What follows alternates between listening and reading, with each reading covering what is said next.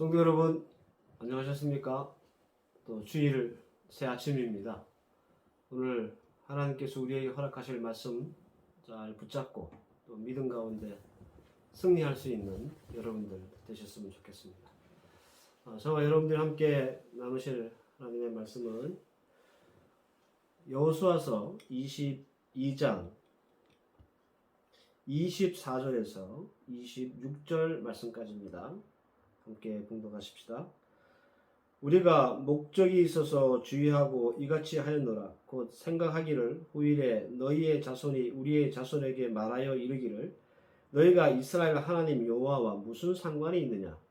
너희 루벤 자손 갓 자손아, 여호와께서 우리와 너희 사이에 요단으로 경계를 삼으셨나니 너희는 여호와께 받은 분깃이 없느니라 하여 너희의 자손이 우리 자손에게 여호와 경외하기를 그치게 할까 하여 우리가 말하기를 우리가 이제 한 제단을 쌓기를 준비하자 하였노니 이는 번제를 위함도 아니요 다른 제사를 위함도 아니라.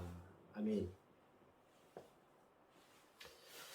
군에서 휴가 나온 아들 혹은 3년 동안 열심히 수능을 준비해서 수능을 마친 자녀들, 또 전쟁터에서 이제 막 귀환한 군인, 여러분들 이들에게 필요한 것이 뭘까요? 다들 고생한 사람들 아니겠습니까? 잠시나마 아마 이들에게는 편안한 쉼과 그리고 힐링이 필요할 겁니다. 그리고 이들도 그동안 미뤄왔던 그런 행복한 시간을 누릴 자격과 그리고 권리가 있지 않겠습니까? 누가 이런 사람들한테 늦잠을 잔다고 잔소리를 할 것이며 하루 종일 빈둥거린다고 게으르다고 욕을 하겠습니까? 오늘 본문에도 이렇게 편안한 쉼과 힐링을 필요로 하고 당연히 그렇게 행복한 시간을 누려야 할 사람들이 나옵니다. 바로 가나안 정복 전쟁의 최선봉에서 6년간 정말 목숨 걸고 싸웠던 루벤, 갓, 므낫세 반지파 사람들입니다. 이 세 지파 사람들이 전쟁의 선봉에 선 이유가 있는데요. 이거는 모세와의 약속 때문입니다. 루벤, 갓, 므낫세 반지파 사람들은 하나님이 기업으로 주신 요단강 서쪽이 아니라 동쪽 땅을 요구했고 모세는 이것을 허락했는데 대신에 모든 전복 전쟁에 끝까지 싸우고 최선봉에서 우리 형제들과 함께 전투를 치러야 한다는 조건 하에 이렇게 모세는 허락을 하게 된 겁니다. 여호수아서 1장 17절 말씀에 너희의 처자와 가축은 모세가 너희에게 준 요단 이편 땅에 머무려니와 너희 모든 용사들은 무장하고 너희 형제보다 앞서 건너가서 그들을 돕되라고 말합니다.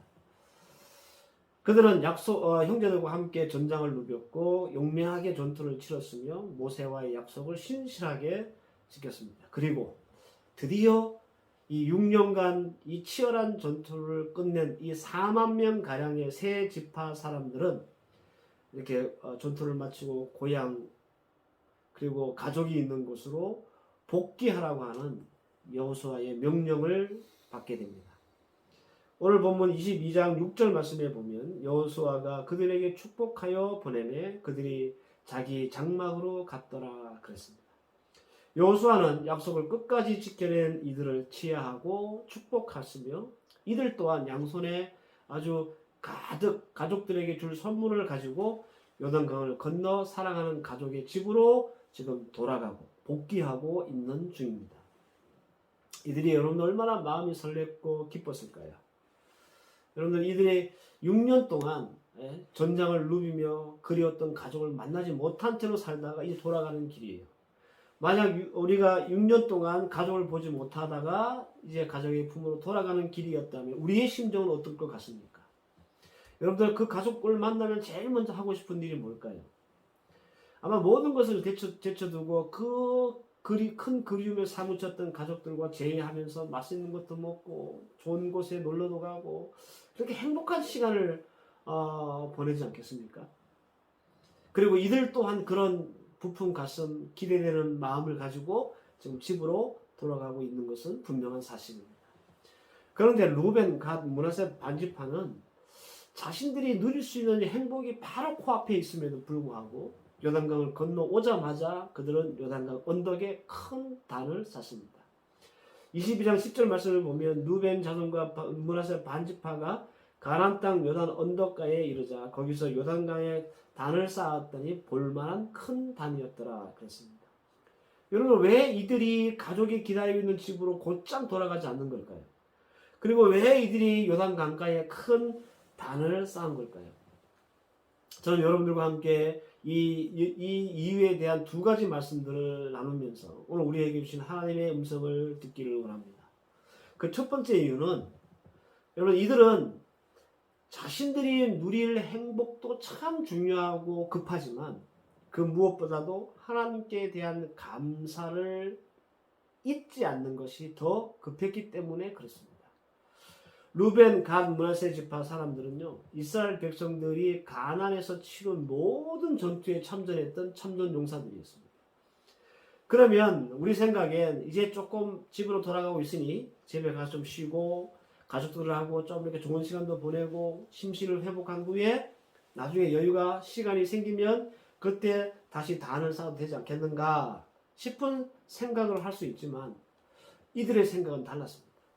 이들에게 자신이 누려야 될 행복보다 더 급한 것이, 더 중요한 것이 있었는데 그것은 바로 6년 동안 자신들을 지켜주신 하나님에 대한 감사였어요. 생각해보면 이들의 행동이 이해되지 않는 것은 아닙니다. 6년간 치열한 전투에서 수많은 사람이 죽거나 다쳤을 겁니다. 그런데 그들은 건강한 몸으로 지금 집으로 귀환하고 있습니다. 매번 전투를 치렀는데 한 번도 패해본 적도 없고 그들은 승리했습니다. 이 세 지파 사람들은 생각했을 거예요. 우리가 그 엄청난 전투를 6년간 치르면서 이렇게 살아온 것은 하나님이 우리를 지키셨고 우리를 도우셨기 때문이 아니냐. 그래서 여러분들 자신들이 이제 곧 누릴 행복 그리고 신뢰의 시간, 이 모든 것을 따져보면 살아 돌아왔기 때문에 이게 가능한 거잖아요. 그리고 살아 돌아올 수 있었던 것은 전적인 하나님의 은혜가 있었기 때문에 그들이 살아 돌아올 수 있었던 것이고, 그러니 하나님 앞에 감사하는 것이 그들이 누릴 행복보다 중요하다고 생각했던 겁니다. 그래서 여러분들 그들은 요단강을 건너오자마자 엄청나게 큰 단을 쌓게 된 겁니다. 그들이 쌓았던 단은 볼만한 큰 단이었다라고 했습니다. 이걸 가돌이라고 하는데요. great, 위대한, 거대한이라는 뜻이에요. 이 단이 얼마나 컸는지 요단강 건너편에 있는 10지파 사람들이 다 볼 수 있을 정도로 컸어요. 저는 이 단의 크기가 그들이 가지고 있는 감사의 크기라고 생각합니다. 그 거대한 단의 규모만큼 그들의 감사도 컸다, 그런 말이에요. 성도 여러분, 이 세 지파 사람들은 무사히 집으로 돌아왔다는 그 자체가 하나님 앞에 감사할 충분한 이유가 되었던 것처럼 오늘 우리가 존재하고 있다는 것 자체가 하나님께 우리가 감사해야 될 이유라는 사실 또한 기억할 수 있기를 바랍니다. 비록 우리의 삶이 녹록지 않고 마치 전쟁을 치르는 것 같은 그런 치열한 삶을 산다 할지라도 나의 나됨은 전적인 하나님의 은혜에서 비롯된 것이기 때문에 우리 또한 당연히 하나님 앞에 감사할 줄 알아야 한다라는 겁니다. 그리고 주께 드리는 감사는 우리가 누려야 될 행복보다 권리보다 훨씬 더 우선되어야 한다는 점도 더불어 기억하실 수 있기를 바랍니다. 내 행복을 다 누리고 내 권리 다 찾고 나서 그때 생각나면 감사해야지, 이게 아니라 그 모든 것들을 다 물리치고 뒤로 하고 먼저 우리는 하나님 앞에 감사할 줄 알아야 한다라는 거예요. 데살로니가전서 5장 18절 말씀에 범사에 감사하라, 이는 그리스도 예수 안에서 너희를 향하신 하나님의 뜻이니라 라고 했습니다. 예수님도 우리에게 감사가 얼마나 중요한 것인지에 대한 말씀을 하신 적이 있거든요. 누가복음 17장을 보면 예수님이 사마리아와 갈릴리 사이를 이렇게 가시다가 한 마을에 들어가셔서 거기서 10명의 문둥병자를 만난 적이 있습니다. 예수님은 그들을 불쌍히 여기셔가지고 그들에게 얘기하죠. 네 병이 나았으니까 제사장들에게 보여라. 예수님의 이 말씀이 떨어지자마자 문둥병자들은 진짜 깨끗함을 받았어요. 이것을 확인했어요. 그리고 이 10명의 문둥병자들은 정말 젖먹던 힘을 다해서 제사장에게 좀 달려갔습니다. 그런데 그 중에 한 명이 확 돌아서서 예수님께로 돌아오고 예수님의 발 앞에 엎드려 절하면서 감사를 표했습니다. 누가복음 17장 16절 말씀에 예수의 발 아래 엎드려 감사하니 그는 사마리아 사람이라. 그 모습을 보고 예수님이 말씀하시죠. 17절과 18절 이렇게 얘기하셨습니다. 예수께서 대답하여 이르시되 10사람이 다 깨끗함을 받지 아니하였느냐? 그 아홉은 어디 있느냐? 이 이방인 외에는 하나님께 영광을 돌리러 온 자가 없느냐? 똑같이 하나님 앞에 깨끗함을 얻었는데 감사한 사람은 10명 중 1명이라는 얘기예요. 그리고 이 한 명 문둥병자는 자신이 빨리 제사장에 가서 몸을 깨끗하다, 이제는 완치되었다라고 판정을 받는 것보다 더 중요한 것은 예수님께 대한 감사였기에 그는 가는 도중 길을 돌이켜 예수님께 감사하러 온 겁니다. 이런 문둥병자에게 예수님은 더 큰 복을 주시죠. 누가복음 17장 19절 말씀에 그에게 이르시되 일어나 가라 내 믿음이 너를 구원하였느니라. 여러분들, 내 믿음이 너를 구원하였느니라. 이 말씀은 감사는 믿음에서 나온다는 것이고, 이 감사의 믿음이 문둥병자의 몸만 깨끗하게 치유한 것이 아니라 뭐요? 그의 영혼도 구원받게 했다라는 뜻입니다. 성도 여러분, 예수님의 논리에 의하면 우리가 감사하지 못하는 이유가 뭐예요? 믿음이 없어서 그런 거예요. 우리가 모든 것을 다 뒤로하고 감사를 제일 먼저 하지 못하는 이유는 믿음이 없어서 그렇습니다. 그리고 이 믿음이 없기 때문에 우리는 더 큰 하나님의 은혜를 누리지 못하는 겁니다. 코로나 때문에 피폐해진 우리의 일상과 생업, 어쩜 감사하기보다는 불평과 원망이 당연하게 여겨지는 그런 시간들일지도 모르겠습니다. 하지만 여러분들의 모든 생각과 판단과 형평과 논리, 그리고 권리, 이 모든 것에 앞서 여러분들 먼저 하나님 앞에 감사할 줄 아는 믿음을 갖기를 주의 이름으로 축원합니다. 왜냐하면 이 감사는 그 모든 것보다 시급하고 중요할 뿐만 아니라 이 감사를 통해 더 큰 능력, 하나님의 은혜가 나타나기 때문에 그렇습니다. 감사를 잊고 사는 성도, 앞으로 여러분들 감사할 일이 없을 거예요. 왜요? 감사할 줄 아는 믿음이 없기 때문에. 그러나 한 톨의 감사함도 찾아서 그것을 잊지 않고 하나님 앞에 감사할 줄 아는 성도들은요, 먼저는 자기 자신이 기쁨과 위로를 받을 것이고, 더 나아가서는 이 작은 감사가 눈덩이처럼 커져가지고 더 큰 복으로 우리에게 돌아온다라는 겁니다. 그래요, 여러분들. 지금 우리 형편은 참 힘들고 어렵지만 그럼에도 불구하고 모든 것을 제쳐놓고 감사할 줄 아는, 하나님을 감사하는 여러분들 되시기를 주의 이름으로 축원합니다. 두 번째로, 왜 이들이 집으로 곧장 돌아가지 않고 단을 쌓았는가? 그것은 그들이 누릴 행복보다 더 시급한 것이 하나님께 잊혀지지 않는 것이기 때문에 그렇습니다. 오늘 우리가 읽던 본문 말씀을 보면 다 읽으면 너무 시간이 오래 가니까 핵심만 말씀을 드리면 그러는 거예요. 이런 말씀이 있죠. 너희 자손이 우리 자손에게 너희들은 하나님의 분깃이 없다 한다. 그리고 우리 자손에게 하나님을 경외하지 못하게 할까봐 그렇다. 이런 얘기를 합니다. 이 말씀은 온갖 오해에도 불구하고 단을 쌓았던 이유와 목적을 밝히는 말씀이에요. 단을 쌓을 때 사실 다른 지파 사람들이 몹시 불쾌했습니다. 그리고 저희를 의심했어요. 엄연히 하나님께 예배하는 단은 실로에 있거든요. 그런데 이들이 강을 건너가자마자 독자적으로 큰 단을 쌓으니까 이놈들이 지금 뭐하는 짓이지? 라고 의심을 했다는 말이에요. 그러나 그들이 밝힌 이유는 참 놀랐습니다. 간단히 말하면 이런 거죠. 우리가 비록 강을 건너와서 살지만 우리는 하나님께 잊혀지기 싫다. 그래서 단을 쌓는 것이다. 제가 지도 한 장을 보여드릴 겁니다. 이 지도를 보시면 이들이 왜 이렇게 얘기했는지 이해하실 겁니다. 자, 보고 계시죠? 요단강을 중심으로 오른쪽이 르벤, 갓, 문에서 반지파가 있습니다. 여러분들, 이 요단강 동쪽은요, 원래 하나님이 그들에게 주신 땅이 아니에요. 이들 지파들이 이 동편에 살겠다고 우기고 떼쓰는 바람에 모세가 준 땅이에요. 하나님이 허락하시지 않는 땅에 살고 있으니 이들 세 지파 사람들이 걱정이 많았던 거죠. 가나안 정복 1세대는 문제가 없어요. 왜냐하면 서로 다 알고 지냈기 때문에. 하지만 시간이 많이 지나고 나서 그 후손들에게까지 생각해보면 이게 걱정이 태산이죠. 왜?